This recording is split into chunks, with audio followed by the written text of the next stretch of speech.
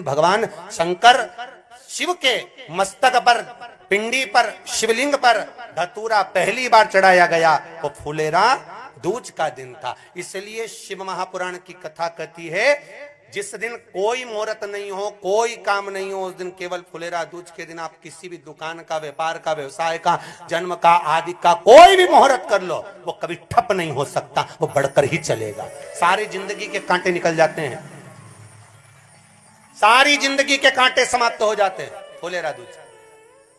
कहते हैं दुनिया में सब दिन का दान, सब दिन का पुण्य समाप्त हो सकता है, और फुलेरा दूज का दान, पुण्य, सत्कर्म, भजन, कीर्तन, नाम स्मरण समाप्त नहीं होता। चक्कर आ जाते हो, अचानक गिर जाते हो, हापड़ी भराने लगती हो थोड़ा सा चलने पर, श्वास फूल जाती हो ज्यादा चढ़ने पर, उनके लिए विशेष है कि धतूरे की जड़ को, धतूरे का जो फल होता है उसकी जड़ महाराज निकाल कर, धोकर, उसको घिस कर शंकर भगवान पर उसका लेपन कर दीजिए, थोड़ी सी जड़ शिव जी पर चढ़ा दीजिए फुलेरा दूज के दिन।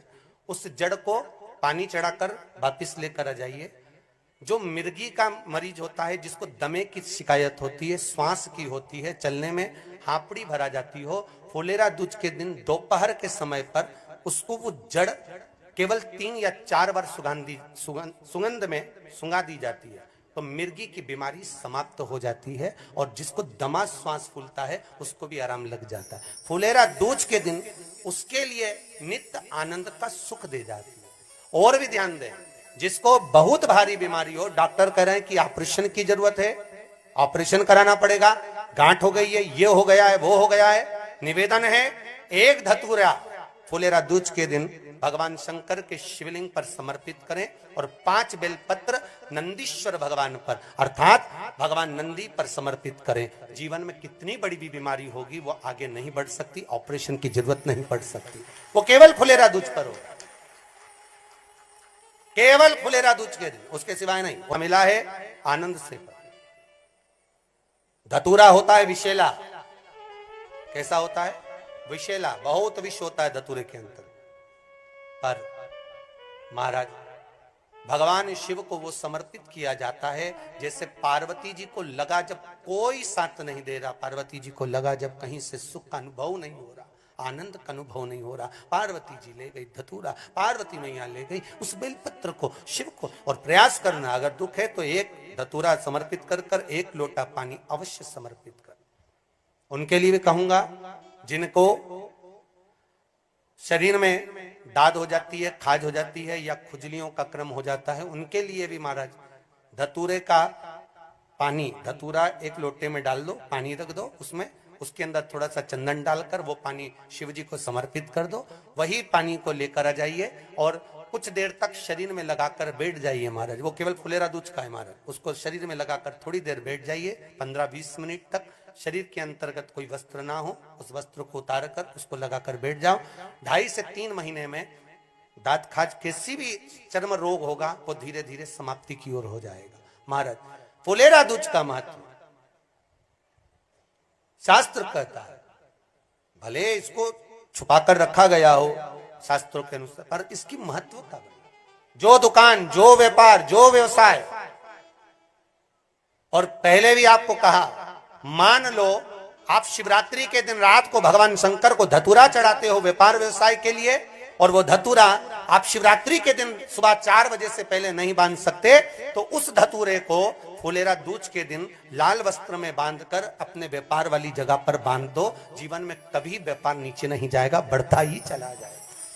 और उनके लिए भी निवेदन करूंगा जिनके यहाँ कर्जा बहुत है, बहुत कर्जा है, चूक ही नहीं रहा, पैसा ही नहीं रहा, व्यापार चले तो कर्जा चूके, उनके लिए भी निवेदन करूंगा, एक धतूरा बेलपत्री के पेड़ के नीचे शिवलिंग का निर्माण कर कर फुलेरा दूज के दिन उस धतूरे को अपनी कामना कर कर हल्दी में भिंगोकर उसको भगवान शंकर को समर्पित कर दीजिए अपनी कामना कर कर। उसी हल्दी की 1 बिंदी अपने साथ में रुमाल में लगाकर अपने व्यापार व्यवसाय की जगह पर लेकर जाइए। कर्जा धीरे धीरे धीरे धीरे जब चूकेगा, जब लक्ष्मी आएगी तो लक्ष्मी की वृद्धि भी वो करता। महाराज ये फुलेरा दूज के उपाय। जिस दिन मां जगतजननी जगदम्बा अंबा स्वयं भगवान शंकर को मौन होकर देख कर विलापित होती हैं, नयनों से नीर बहता है। शिव को हुआ क्या, शंकर को क्या हुआ है, योगरदानी को हुआ क्या?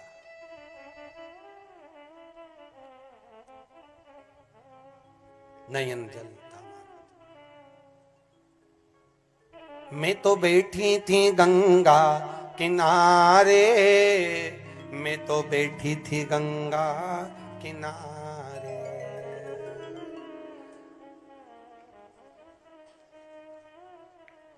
ऐसा धक्का दिया ओ भोलेनाथ, दिल तुझको दिया ओ भोले।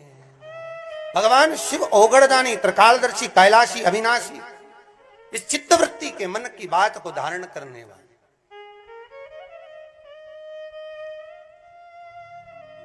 जिन लड़का और लड़की का विवाह नहीं हो रहा है, महाराज विवाह के लिए बहुत परेशान हो गए, उनके लिए भी 5 बेलपत्र, 1 धतूरा, 5 शमी पत्र अशोक सुंदरी वाले स्थान पर, चाहे मंगल हो, चाहे राहु हो, चाहे केतु हो, सारे ग्रह भले अनुकूल है नहीं है, प्रतिकूल है नहीं है, वो अपने अनुसार उसको लेकर शमी पत्र, बेलपत्र और धतूरा हाथ की हथेली में रखकर, जिसका मंगल विवाह नहीं हो रहा, बहुत कष्टप्रद है, हाथ में रखकर अशोक सुंदरी का स्थान सबको मालूम है ना, भगवान शंकर की जलाधारी पर शिवलिंग, पार्वती जी का हस्त कमल, जहां से चरण जल नीचे जाता है, राइट भाग गणेश जी का स्थान, लेफ्ट भाग कार्तिकेय का स्थान, जलाशय में से, जलाधारी में से जो जल नीचे गिरता है बूंद बूंद, तो शंकर भगवान की 5 लड़कियां, जया, विषहरा, शामरीवारी, दो तली और देव, शंकर जी की 1 लड़की और अशोक सुंदरी 6 नंबर की, उसका स्थान, इन पानी जो जाता है उसके बीच में जो मोटी सी लाइन होती है, उस मोटी सी लाइन पर जो स्थान है वो अशोक सुंदरी का स्थान है। किसका स्थान है? अशोक सुंदरी। शंकर भगवान का संपूर्ण परिवार, जलाधारी माता पार्वती जी का हस्तकमल, चरण, राइट में गणेश जी, लेफ्ट में कार्तिकेय जी, बीच में अशोक सुंदरी, और ऊपर से जो 1-1 बूंद पानी गिरा रहा है वो है शंकर भगवान की 5 लड़कियां, जया, विषहरा, सामरीवारी, दो तली और देव, शिव की 5।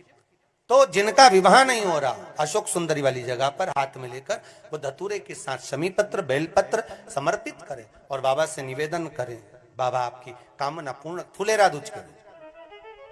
अशोक सुंदरी पर जो धतूरा चढ़ता है, वैसे तो अशोक